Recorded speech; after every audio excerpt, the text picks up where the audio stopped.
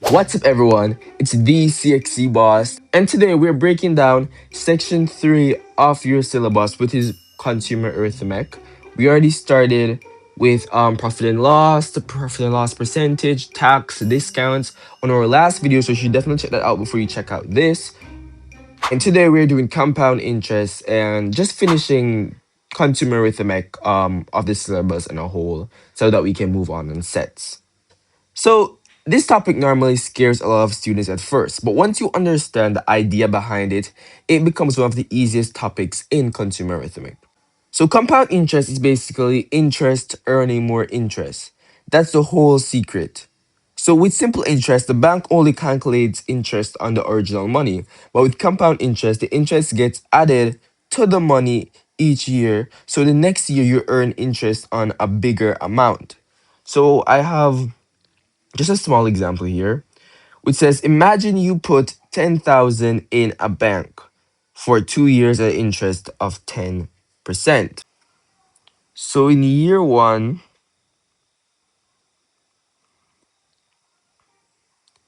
10% of 10,000 is 1,000. So now after this year, your money would become 10,000 plus 1,000, which gives you 11,000. So because 10% of 10,000. So this would be the interest added. So this would be year 1. So now what would be, oh my God, I'm showing you all my future work. So what would be for year 2? So, okay, let me erase this. So we know that year 1 is 11,000. So let's keep that in mind. What would it be for year 2? So here's where compound interest changes everything. So the bank is not calculating interest from 10,000 anymore. Now it's going to use the 11,000. So now it's going to say 10% of 11,000, which is 1,100. So now your total actually becomes 11,000 plus 1,100, which is here we see is the interest. And your total becomes 12,100. So you notice something? The interest got bigger. Year 1 interest was 1,000, while year two's interest was 1,100. And that is basically compound interest on a chart. You still don't understand? Well, I'm not going to leave you hanging. Here we have the formula for compound interest and an example that we're going to be doing together. So what are all these letters? What do they mean? So CI is just means compound interest. P means principal, which is basically marked money, or basically the original money that you're putting interest on. R means the rate by which the money is going. And N is the time. N is the time in which it takes to pay. Potato, potato. So here is a question that says a man invests 20,000 at 5% compound interest for 3 years. Calculate the amount at the end of the period. Now, let me break down the steps for you. So step 1. First step is you should identify the values. I always say this. It doesn't have to be a specific math topic. With every topic, you have to specify or identify the values that has been given to you. This can really help.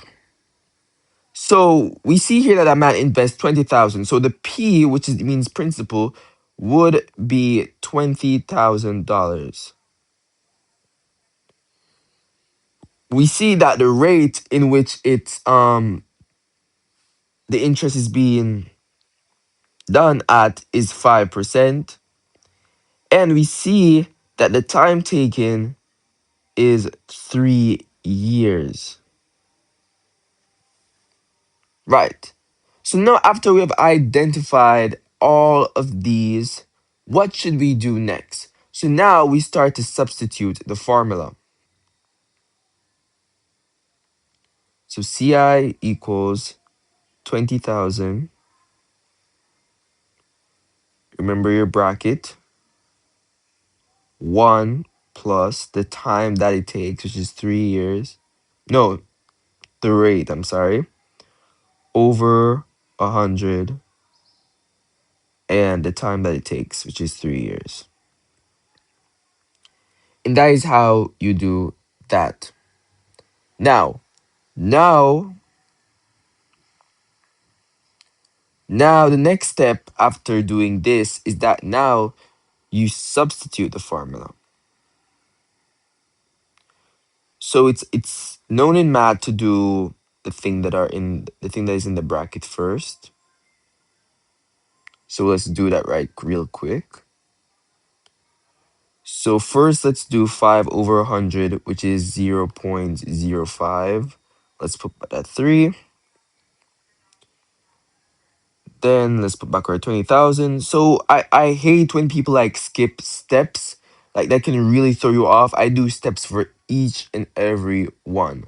So when this is added, 1 plus 0.05, it was gonna equal 1.05. And we write back over 3. So I would suggest you not skipping any steps because that can really throw you off. Now after this, we still need to calculate this over here. So let's whip that in our calculators, which we are going to get 1.1567625. Now, if you're confused to why these these were multiplied, is because as long as a number is beside anything that's within a bracket, it automatically means multiply. That's if you're confused as to why these two are being multiplied. So if 3 was inside a bracket that says 2, so you know that these two would be multiplied if you're confused to why it was multiplied. So now, anyways, to solving this, all we have to do is multiply these two, and then we'll get 23,000. Sorry, I wrote this a little bit terrible. 23,152.50 cents. And that would be the answer for this question. So this would be the total amount after the 3 years. And it's simple as that. It's simple, simple, simple, simple, simple. Potato math. Now, let's talk about percentage change. Now, what is percentage change? So this topic is super important because it can show up in so many different ways in CSEC. So you'll see it with prices, you'll see it with population, you'll see it with salary, you'll see it with business profits, you'll see it with test scores, and students usually panic because they don't know if it's an increase or a decrease. But percentage is basically asking how much did something change compared to what it used to be. So here's our formula right here,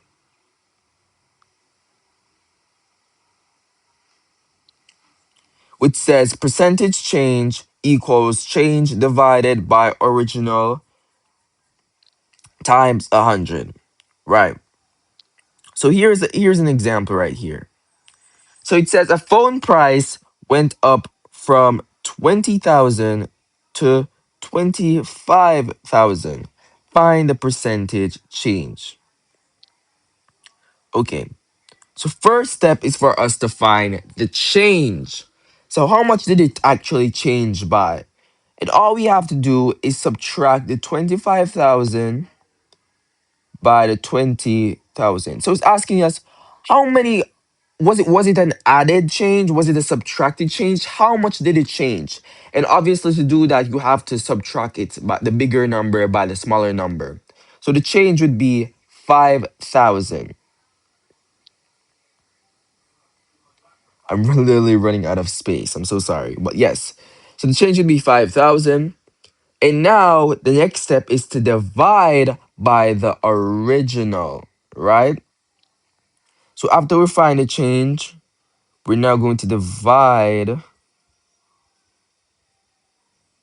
change by the original price. And the answer that we would get is 0.25. So first we find the change, then it's divided by the original. So now after we get this is now times or multiplied by 100, which gives us 25%. And boom, that is percentage change. So this would be the amount that it changed by, which is 25%. You still don't understand? Well, I'm not going to leave you hanging. Here's a next question. So a TV went from 50,000 to 40,000. That's supposed to be 40,000. Find the percentage change. Okay. So I remember. First step is for you to find the change that is being. So what was added? What was taken off? So first thing we have to do is subtract the 40,000 by the 50, and then that would give us negative 10,000. Okay, so after we get negative 10,000 now, the next step is for us to divide by the original. So it'd be negative 10,000 divided by 50,000, which gives us negative 0.2. Now we times negative 0.2 times 100. But what I would say is that the negative like symbol doesn't really matter because now the only thing that it's showing us now is that it was a loss. So it doesn't really matter in this case because then the answer that we would get would give us a negative number, which is negative 20, which it's obviously a loss, so it isn't needed. So the loss would just be 20%. So the only purpose of this of the negative sign in percentage change is to just show us that if it was a loss or if it's a profit, but it can be removed, right? So the answer would be that the price decreased by 20%. Okay. So we've done percentage and we have done um um compound interest. But what is higher purchase? They ask questions about that too. Well, higher purchase is just when you buy something over time and instead of paying it once, the price increases. So basically you pay a deposit first and then monthly installments. So here's a real life example.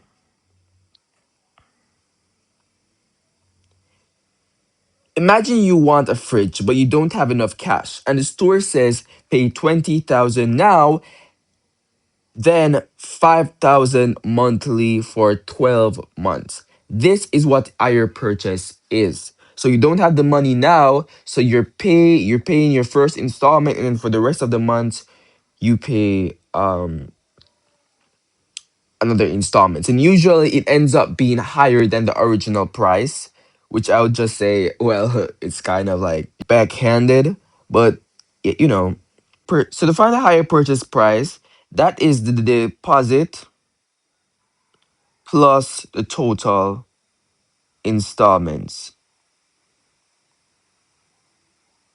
So the deposit plus total installments will give you the price. Okay, here's a question. A washing machine costs 80,000 in cash price. The deposit was 20,000 and the installments that you have to pay is 7,000 per month.